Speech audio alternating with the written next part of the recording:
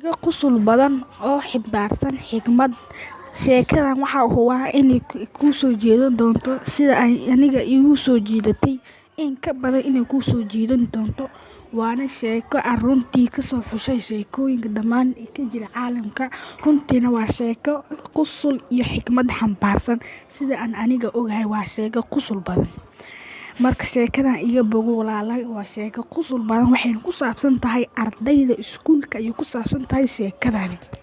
Marka hore inta muuqaalka u turgelin waa fadlan inaa muuqaalka like saarto maxaa yeelay like-tu adiga wax ma ka dhibayso aniga waxay noo tahay inuu muuqaalkeena gaaro meel sare mar fadlan like-ta iska saar like-tu waa dhiirigelin muuqaalkeenana wuxuu u soconayaa meel fog gaaray like-tu mustacaan sheekadu waxay ku bilaabanaysaa arday dhigta fasalka hoose waa darjaalaha fasalka 6aad arday dhigta ayaa macalimadda maalin cashirku iyadoo qorays wuxuu weydiiyay in ay si gooni ah u wada hadlaan macalimadda si gooni ay ula hadleen wiilka ardayda fasalka 6aad wuxuu yiri macalimad waxaan doonayaa in aan iga digtid aniga wax kasta waa ka sayaa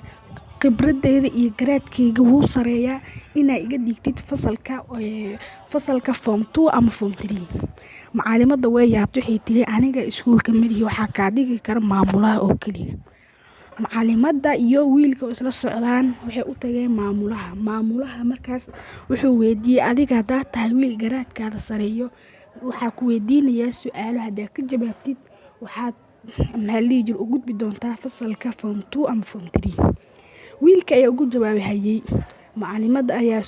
maamulaha wuxuu yiri macalimadda adiga weydii su'aasha macalimadda su'aasha koowaad waxay weydiisay sheeg sulweerka raga wax lagu arkin oo sulweerka dumarka lagu arko macalimadda wiilka wuxuu ugu jawaabay su'aasha waxa weeye jeebka ee gabdhaha ma lahan su'aasha macalimadda waxay dhahay sheeg wax aniga hadda iga qoyan wiilka ayaa ugu jawaabay waa carabka macalinka aad iyo aad buu u yaabay marka sheekadaas waxa ku kororsan karnaa sheeko xambaarsan inay tahay xigmad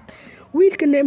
maamuluhu wuxuu yiri wiilka adiga dugsi sare xataa ma u qalantid wax u qalantaa inaa ku geeyo jaamacad anigana inaa dugsi hoose ka soo bilaabo ayaan rabaa marka sheekadaas waa sheeko xigmad badan sheekadaasna waxa u soo xus waxay tahay in ardayda kuwaan qaato